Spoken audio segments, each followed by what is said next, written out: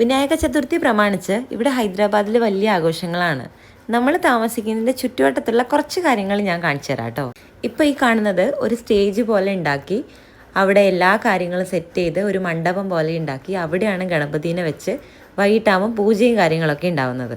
ഈ ഒരു ഏരിയയിൽ ഇത് മാത്രമല്ല, ഒരുപാട് പേര് ഇതുപോലെ ഭഗവാന്റെ വിഗ്രഹങ്ങളൊക്കെ വെച്ച് പ്രാർത്ഥിക്കുന്നുണ്ട്. പകൽ സമയത്ത് ഇവരിത് തുറന്നു വെച്ചിട്ടുണ്ടാവില്ല, അതുകൊണ്ടാണ് രാത്രി നമ്മളിത് നോക്കാൻ വേണ്ടി പോകുന്നത്.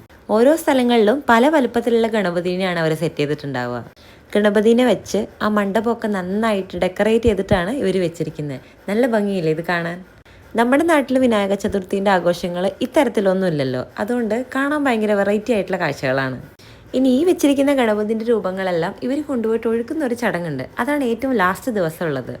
ആ ചടങ്ങ് ഇതുപോലെ ഒന്നുമല്ല, ഒരു ഉത്സവം പോലെ ഒരുപാട് ആൾക്കാർ വലിയ രീതിയിൽ നടത്തുന്ന ഒരു വലിയ ആഘോഷവും കൂടിയാണ്.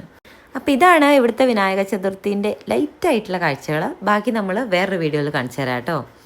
നമ്മുടെ ചാനൽ ആദ്യമായിട്ടാണ് കാണുന്നതെങ്കിൽ ഒന്ന് സബ്സ്ക്രൈബ് ചെയ്ത് സപ്പോർട്ട് ചെയ്യാൻ മറക്കല്ലേ.